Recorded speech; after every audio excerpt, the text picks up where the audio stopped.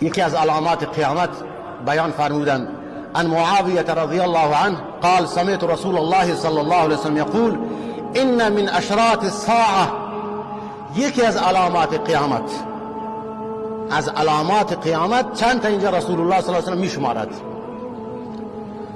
ان یقل العلم،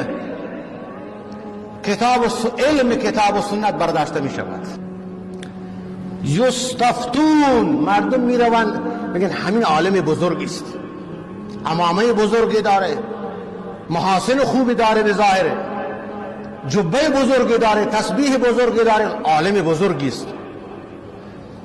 یستفتون، طلب فتوا گرفته می شود، از این فتوا می گیرن. اون که خبر از کتاب و سنت ندارد، از قرآن و سنت ندارد، خبر از این کتابای یک رساله امثال یک مثلا کتاب جزئی یک عالم نوشته، فیفتون، از فضائل اعمال فتوا میدهد، از قرآن خبری نیست، از صحیح بخاری خبری نیست، میاد از کجا فتوا میدی؟ از فضائل اعمال. چند تا حرف یاد گرفتیم که هیچی از این معنیش هم نمیفهمیم.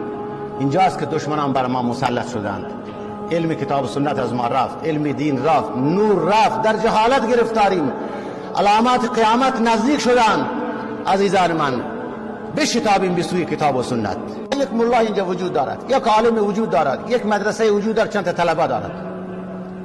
علی کل مسلمین، بر هر فرد از خانواده که به سن بلوغت رسیده یا نرسیده، علم کتاب و سنت را بداند، که حلال و حرام را بداند، واجبات دین را بداند، ضروریات دین را بداند. واجب است، فرض است، مثل نماز رسول الله صلی الله علیه و آله. امروز اینقدر بهانه میاریم، آقا من مغازه دارم نمیرسم، آقا من کشاورزم، من راننده کامیونم، من کارمندم، من فلانم.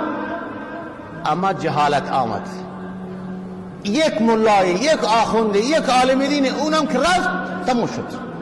همه اینجا ظلمت است، تاریکی است. رسول الله صلی الله علیه و آله فرمودند منتظر نمانید که اینجا یک نفر وجود دارد، باید همه تون در حد توانت عالم